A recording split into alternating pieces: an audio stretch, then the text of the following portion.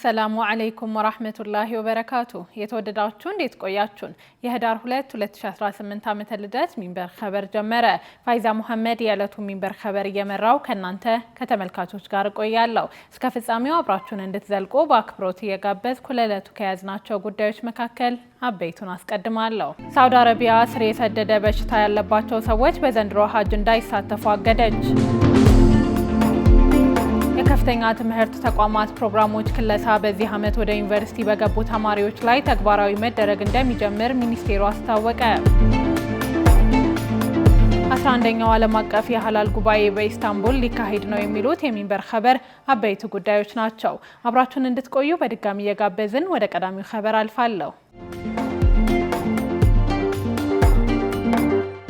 ሳውዲ አረቢያ ስር የሰደደ በሽታ ያለባቸው ሰዎች በዘንድሮ ሀጅ እንዳይሳተፉ አገደች። የሳውዲ የጤና ባለስልጣናት በአዲሱ ደንብ መሰረት ውስብስብ የጤና ችግር ያለባቸውን የሀጅ ተጓዦች በዘንድሮ ዓመት እንዳይሳተፉ ክልከላ ጥለዋል።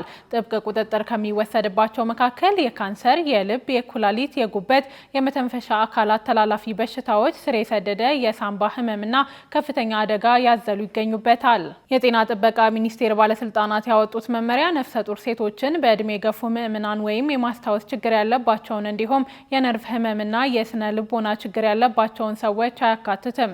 በዚህ ላይ ቁጥጥር የሚያደርጉ አካላት ምእምናን ወደ ሀገሪቱ ከመግባታቸው ወይም በስነ ስርዓቱ ላይ ከመሳተፋቸው በፊት ሁሉንም የሕክምና ማስረጃዎች ትክክለኛ መሆናቸውን ያረጋግጣሉ። ባለስልጣናት ችግሩን የሚደብቁ ወይም ሀሰተኛ ሰነዶችን የሚያቀርቡ ምእምናን ከተደረሰባቸው በራሳቸው ወጪ ወዲያውኑ ከሀገር እንዲባረሩ ያደርጋሉ።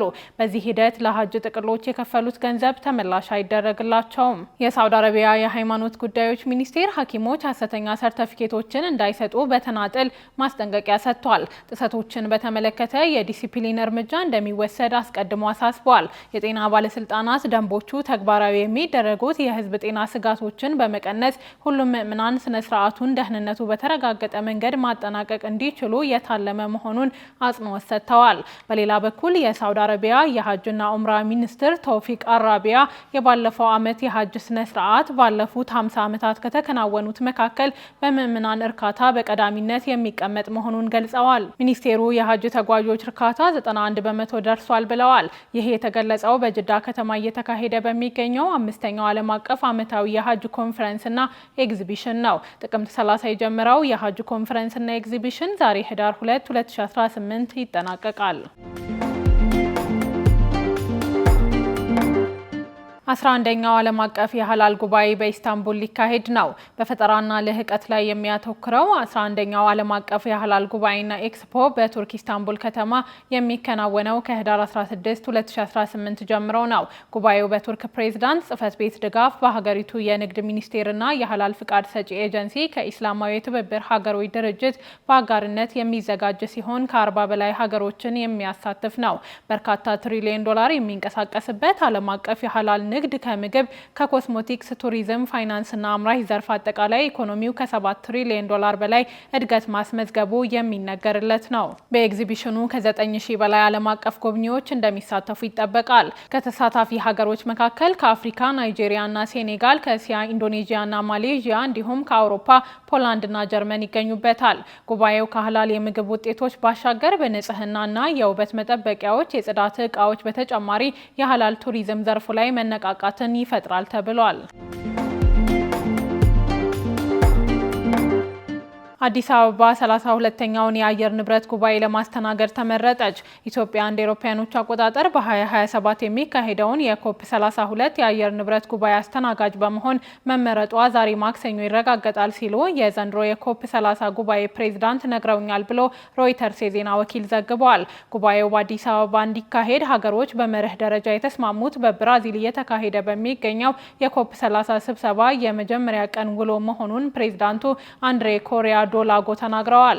ይሁንና ኢትዮጵያ መመረጧ በይፋ ማረጋገጫ የሚያገኘው ዛሬ ማክሰኞ ይሆናል ተብሎ እንደሚጠበቅ ጥቆማ ሰጥተዋል። በዘገባው መሰረት ኢትዮጵያ ጉባኤውን ለማስተናገድ ማመልከቻ ያስገባችው በመስከረም ወር ነበር። ናይጄሪያ በተመሳሳይ ጉባኤውን ለማስተናገድ ጥያቄ ብታቀርብም የአፍሪካ ሀገሮች ቢሮ በአንድ ድምጽ ኢትዮጵያ የአስተናጋጅነት እጩ እንድትሆን ውሳኔ አሳልፏል። የዘንድሮ ዓመት የኮፕ 30 የአየር ንብረት ጉባኤ በአሁኑ ሰዓት እየተካሄደ የሚገኘው በብራዚል ቤሌም ነው። ብሔራዊ ባንክ የሐዋላ ስርዓትን ለማጠናከርና የፋይናንስ ተአማኒነትን ለመጠበቅ ያስችላል ያለውን የተቀናጀ እርምጃ መውሰዱን አስታወቀ። አህመድ አብዱራህማን ተጨማሪ አለው። የኢትዮጵያ ብሔራዊ ባንክ የሐዋላ ስርዓትን ለማጠናከርና የፋይናንስ ተአማኒነትን ለመጠበቅ ያስችላል ያለውን የተቀናጀ እርምጃ መውሰዱን ያስታወቀው ህገወጥ ስራዎችን ያከናውናሉ ባላቸው የሐዋላ አስተላላፊዎች ላይ የማያዳግም ሰፊ እርምጃ ለመውሰድ መዘጋጀቱን ገዢው ዶክተር ኢዮብ ተካልኝ ካስጠነቀቁ ከ3 ሳምንት በኋላ ነው። ባንኩ ዳር 1 2018 ባወጣው መግለጫ ጉዳዩ ከሚመለከታቸው የህግ አስከባሪ አካላት ጋር በመተባበር ባልተፈቀዱ የውጭ የሐዋላ ገንዘብ ማስተላለፍ ስራዎች ላይ ተሰማርተዋል ባላቸው ግለሰቦችና ድርጅቶች ላይ የተቀናጀ እርምጃ መወሰድ መጀመሩን ገልጿል። ባንኩ እነዚህ እርምጃዎች የኢትዮጵያን የፋይናንስ ስርዓት በመጠቀም ድንበር ዘለል የገንዘብ ማስተላለፍ ተግባራትን በሚፈጽሙ ደላሎችና ገንዘብ አቅራቢዎች ላይ ህጋዊ እርምጃ መውሰድን ያካትታል ብለዋል። ይህ እርምጃ ብሔራዊ ባንክ የፋይናንስ ስርዓትን ተአማኒነት ለመጠበቅና የውጭ ምንዛሪ ፍሰት በህጋዊ ግልጽና መደበኛ በሆኑ መንገዶች መከናወኑን ለማረጋገጥ የሚያደርገውን ጥረት የሚያንጸባርቅ መሆኑንም ገልጿል። የማስተካከያ እርምጃዎቹ ህገወጥ የሐዋላ ዝውውርን ለመከላከል የሚደረግ ጥረት አካል መሆናቸውን ያሳወቀው ብሔራዊ ባንክ ከሚመለከታቸው አካላት ጋር በመተባበር የኢትዮጵያን የፋይናንስ ስርዓት ላልተገባ ዓላማ ለመጠቀም የሚፈልጉ አካላትን በመለየት ተገቢ እርምጃ መውሰዱን እንደሚቀጥልም ጠቁመዋል። ባንኩ የውጭ ሐዋላ ፍሰት መደበኛ አካሄድን ተከትሎ እንዲፈጸም የሚረዱ እርምጃዎችን ለማጠናከርና በባንኮችና ህጋዊ ፈቃድ ባላቸው የገንዘብ አስተላላፊዎች አማካኝነት በቂና ቀጣይነት ያለው የውጭ ምንዛሪ አቅርቦት መኖሩን ለማረጋገጥ እንደሚሰራም አስታውቋል። እነዚህ የባንኩ ጥረቶች የሐዋላ ፍሰት ተደራሽ፣ ቀልጣፋና ግልጽ በሆነ መንገድ እንዲፈጸም ለማድረግና የሀገሪቱን የኢኮኖሚ መረጋጋትና የልማት ግቦች ለማሳካት የታለሙ ናቸው ብለዋል። በመሆኑም ህዝቡ ህጋዊ የውጭ ሐዋላ አገልግሎት አቅራቢዎችን ለይቶ ማወቅ ይችል ዘንድ የኢትዮጵያ ብሔራዊ ባንክ ህግን ተከትለው በውጭ ምንዛሪ ገበያ እንዲሳተፉ የተፈቀደላቸውን የሐዋላ አስተላላፊ ድርጅቶችን ስም በድረገጽ ይፋ ማድረጉንም አመልክቷል። ከብሔራዊ ባንክ መግለጫ አስቀድሞ የብሔራዊ መረጃና ደህንነት አገልግሎት በተቀናጀ መንገድ ህገወጥ የውጭ ምንዛሪ አሻጥሮችን ሲፈጽሙ ደርሼባቸዋለሁ ያላቸውን 112 ተጠርጣሪዎች በቁጥጥር ስር መዋሉን ይፋ አድርገዋል። እርምጃው የተወሰደው በብሔራዊ መረጃና ደህንነት አገልግሎት፣ በፋይናንስ ደህንነት አገልግሎት፣ በኢትዮጵያ ፌዴራል ፖሊስ፣ በክልል የጸጥታ አካላትና በህብረተሰቡ ጥቆማ በተደረገ የተቀናጀ ስምሪት እንደሆነም ገልጿል። በዚህም ኢትዮጵያውያንና የተለያዩ የውጭ ሀገር ዜግነት ያላቸው ተጠርጣሪዎች በቁጥጥር ስር መዋላቸውን፣ ከህገ ወጥ ተግባሩ ጋር ትስስር ነበራቸው የተባሉ 519 የባንክ አካውንቶች መታገዳቸውን እንዲሁም የተለያዩ ኤግዚቢቶች በቁጥጥር ስር መዋላቸውም ተገልጿል። ህገወጥ ሐዋላዎች፣ የገንዘብ ዝውውሮች፣ የውጭ ምንዛሬ ስወራዎች፣ የግብር ስወራዎች፣ ህገወጥ ገንዘብን ህጋዊ ማስመሰልና ሌሎች ተመሳሳይ ወንጀሎች በሀገር ኢኮኖሚ ላይ ከፍተኛ ጉዳት ሊያስከትሉ እንዲሁም አሸባሪዎችንና የታጠቁ ቡድኖችን ለመደገፍ ሲውሉ መቆየታቸውንም አገልግሎቱ አመልክቷል። የከፍተኛ ትምህርት ተቋማት ፕሮግራሞች ክለሳ በዚህ ዓመት ወደ ዩኒቨርሲቲ በገቡ ተማሪዎች ላይ ተግባራዊ መደረግ እንደሚጀምር ሚኒስቴሩ አስታወቀ። በ2018 የትምህርት ጥራትን ለማረጋገጥ የተጀመረው የከፍተኛ ትምህርት ተቋማት ፕሮግራሞች ክለሳ በዚህ ዓመት ወደ ዩኒቨርሲቲ በሚገቡ ተማሪዎች ላይ ተግባራዊ እንደሚደረግ የትምህርት ሚኒስቴር አስታውቋል። በዚህም ከ80 በላይ የከፍተኛ የትምህርት ተግባራዊ እንደሚደረግ ገልጿል። በትምህርት ሚኒስቴር የአካዳሚክ ጉዳዮች መሪ ስራ አስፈጻሚ ዶክተር ኤባ ሚጀና እንደገለጹት መንግስት የትምህርት ጥራትንና አግባብነትን ለማረጋገጥ ከሚሰራቸው ስራዎች መካከል የከፍተኛ ስርዓተ ትምህርት ፕሮግራሞች ክለሳ ይገኝበታል ብለዋል። የፕሮግራሞች ክለሳ ዓለም አቀፍ የትምህርት ስታንዳርዶችን የጠበቀ የትምህርት ጥራት አግባብነትን የሚያረጋግጥ መሆኑን አስረድተዋል። ቀደም ሲል የነበረው ስርዓተ ትምህርት በንድፈ ሀሳብ ላይ ያተኮረ መሆኑን የተናገሩት መሪ ስራ አስፈጻሚው አሁን ያለው ክለሳ ግን ተማሪዎችን ተወዳዳሪ በሚያደርግ መልኩ ተግባር ተኮር ሆኗል ሲሉ ገልጸዋል። የከፍተኛ ትምህርት ፕሮግራሞች ክለሳው በዘመናዊው ዓለም አቀፍ የስራ ገበያ የሚፈለጉትን ክህሎቶች፣ ችግር ፈቺነት፣ ፈጠራና ሙያዊ ስነ ምግባርን ያካተተ መሆኑን አስታውቀዋል። ክለሳው የሀገር በቀል እውቀትን በማካተት የትምህርት ተቋማቱን ልዩ ከማድረጉም በላይ ተመራቂዎች በየትኛውም የዓለም ክፍል እንዲማሩ እንዲሰሩ የሚያደርግ መሆኑን አመልክተዋል። በመጀመሪያ ዲግሪ 314 ፕሮግራሞች መኖራቸውን በማንሳት በቀጣይ ሁሉም የትምህርት ፕሮግራሞች ላይ ክለሳ ለማድረግ እየተሰራ መሆኑን አስረድተዋል። እስካሁን 55 ፕሮግራሞች መከለሳቸውን መሪ ስራ አስፈጻሚው ጠቁመዋል። ሚኒስቴሩ የትምህርት ፕሮግራሞቹ ክለሳ ቴክኖሎጂን መሰረት በማድረግ መዘጋጀቱን ገልጸው መምህራን አዲሱን ይዘትና የአተገባበር ዘዴ ለመረዳት የሚያስችላቸውን ሙያዊ ስልጠና እንዲያገኙ እየተደረገ መሆኑን ተናግረዋል። የፕሮግራሙ ክለሳው በዚህ ዓመት ወደ ዩኒቨርሲቲ በገቡ ተማሪዎች ላይ ተግባራዊ የሚደረግ ሲሆን በመሰረታዊነት የትምህርት ጥራትን በማረጋገጥ በኩል ትልቅ ሚና እንደሚኖረው መገለጹን ጠቅሶ የዘገበው የኢትዮጵያ ዜና አገልግሎት ነው። 10ኛው የከተሞች ፎረም የፊታችን ቅዳሜ በአፋር ክልል ሰመራ ሎጊያ ከተማ ሊከበር ነው። የከተማና መሰረተ ልማት ሚኒስትር ጫልቱ ሳኒ 10ኛው የከተሞች ፎረም ከህዳር 6 እስከ 10 2018 በአፋር ክልል ሰመራ ሎጊያ ከተማ እንደሚከበር ገልጸዋል። ሚኒስትሯ የበዓሉን አከባበር አስመልክተው የከተማና መሰረተ ልማት ሚኒስትር ጫልቱ ሳኒ ጋዜጣዊ መግለጫ ሰጥተዋል። በመግለጫው በ10ኛው የከተሞች ፎረም ከ150 በላይ ከተሞች የሚሳተፉበት መሆኑን በመግለጽ ከጎረቤት ሀገራት የሚመጡ የእህት ከተሞች የስራ ኃላፊዎችም እንደሚሳተፉ ተናግረዋል።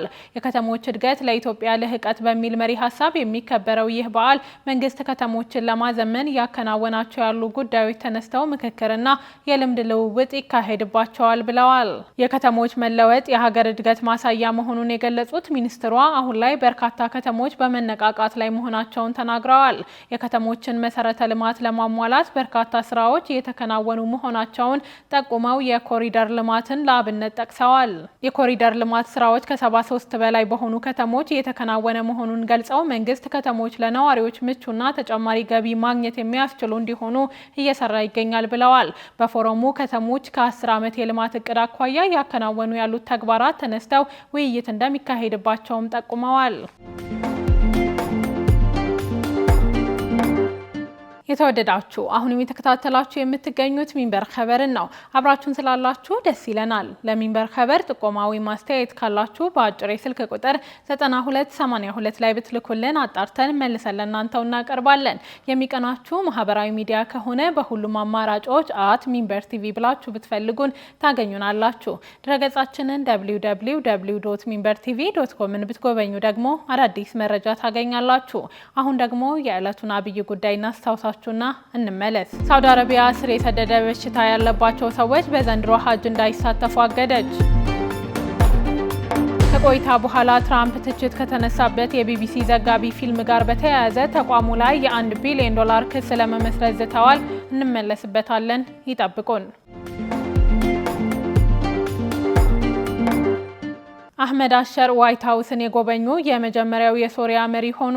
የቀድሞ የታጣቂ ቡድን መሪና ያሁኑ የሶሪያ ፕሬዝዳንት አህመድ አሸር ሰኞ ዕለት ዋይት ሀውስ የጎበኙ የመጀመሪያው የሶሪያ ፕሬዝዳንት ሆነዋል። የቀድሞ የታጣቂ ቡድን መሪና ያሁኑ የሶሪያ ፕሬዝዳንት አህመድ አሸር ሰኞ ዕለት ዋይት ሀውስን የጎበኙ የመጀመሪያው የሶሪያ ፕሬዝዳንት ሆነዋል።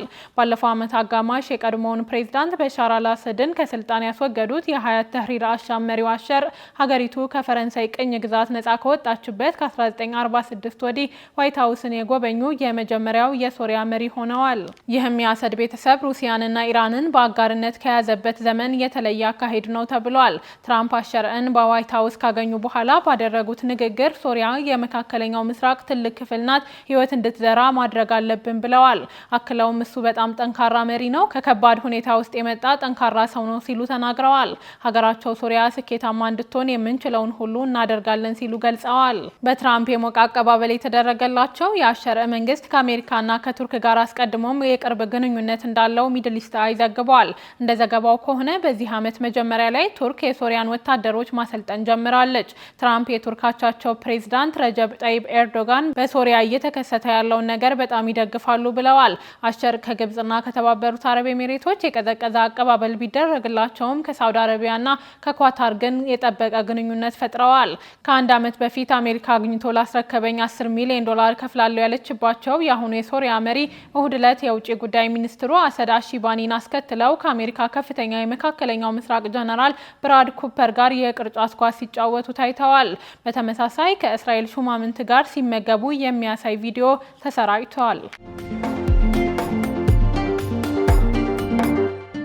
ትራምፕ ትችት ከተነሳበት የቢቢሲ ዘጋቢ ፊልም ጋር በተያያዘ ተቋሙ ላይ የ$1 ቢሊዮን ክስ ለመመስረት ዛቱ። የአሜሪካው ፕሬዝዳንት ዶናልድ ትራምፕ ንግግራቸውን ቆርጦ ያቀረበበት መንገድ ትችት ያስነሳውን ዘጋቢ ፊልም በተመለከተ ቢቢሲ ላይ ሕጋዊ እርምጃ ለመውሰድ ዝተዋል። የፕሬዝዳንቱ የሕግ አማካሪ ቡድን ቢቢሲ ዘጋቢ ፊልሙን ሙሉ በሙሉና ፍትሐዊ በሆነ መልኩ እንዲያወርድ እስከ ጁማ ህዳር 5 2018 ድረስ ቀነ ገደብ ሰጥተዋል። ይህ የማይፈጸም ከሆነም የ$1 ቢሊዮን ክስ እንደሚመሰርቱ አስጠንቅቀዋል። ዛቻ የቀረበበት ቢቢሲ ራሱ እንደዘገበው ሾልኮ የወጣው የዜና ተቋሙ የውስጥ ማስታወሻ መገናኛ ብዙሃኑ ትራምፕ ከ5 ዓመት ገደማ በፊት ምርጫ በተሸነፉበት ወቅት በአንድ መድረክ ላይ በተለያዩ ደቂቃዎች ያደረጓቸውን 2 ንግግሮች አንድ ላይ ማቅረቡን አሳይቷል። ይህ መደረጉም ትራምፕ ሰዎች የአገሪቱ ኮንግረስ የሚገኝበትን ካፒቶል ሂል እንዲያጠቁ በግልጽ ያነሳሱ እንዳስመሰለም ተገልጿል። ይህ ጉዳይ ሾልኮ መውጣቱን ተከትሎ ከኃላፊነት ከለቀቁ አመራሮች አንዱ የሆኑት የቢቢሲ ኒውስ ዋና ስራ አስፈጻሚ ዴብራህ ተርንስ መገናኛ ብዙሃኑ ተቋማዊ መድሎ የለበትም ሲሉ ተከላክለዋል። የቢቢሲ ዋና ዳይሬክተር ቲም ዴቭም ከዚሁ ጋር በተያያዘ ኃላፊነታቸውን ለቀዋል። ሁለቱ አመራሮች እሁድ ዕለት እንደሚለቁ ያስታወቁት የእንግሊዙ ዘ ቴሌግራፍ ጋዜጣ ሾልኮ የወጣ የቢቢሲ የውስጥ ማስታወሻን በማጣቀስ ያወጣውን ዘገባ ተከትሎ ነው። ማስታወሻው የቢቢሲ ኤዲቶሪያል ስታንዳርድ ኮሚቴ ገለልተኛ የውጭ አማካሪ በነበረው ማይክል ፒስኮት የተዘጋጀ ነው። የቀድሞ አማካሪ ማስታወሻ የጋዛ ዘገባዎችን በተመለከተ እንዲሁም ጸረ ትራምፕና ጸረ እስራኤል ናቸው ያላቸውን ጉዳዮች በመጥቀስ ቢቢሲን በአድሏዊነት ይከሳል። ውድ ተመልካቾች ለዛሬ ያዘጋጀነው የሚንበር ኸበር በዚሁ ተጠናቀቀ። ፋይዛ መሐመድ አብሬያችሁ ቆየሁ። ወሰላሙ አለይኩም ወራህመቱላሂ ወበረካቱ።